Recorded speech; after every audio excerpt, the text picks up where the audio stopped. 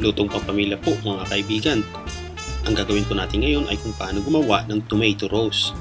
Ang mga kakailangan natin sa paggawa ng tomato roast ay yung matalas na kutsilyo at yung medium size na tomato.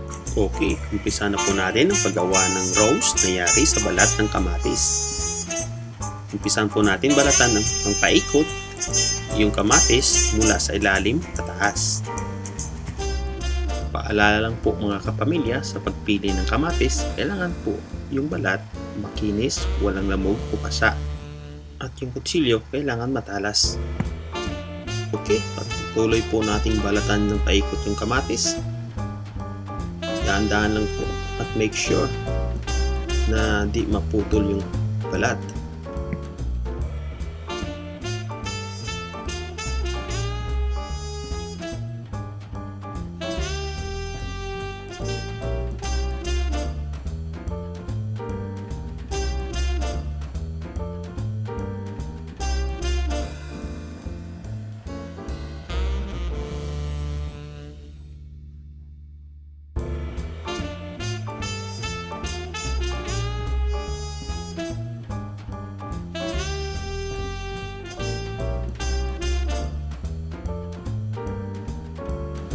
Ayan, at sa dulo po, kailangan buo yung balat. Ayan po.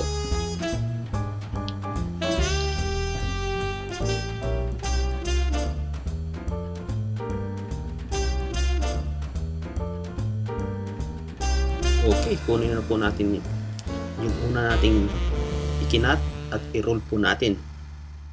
Ayan. I-roll po natin to hanggang sa dulo.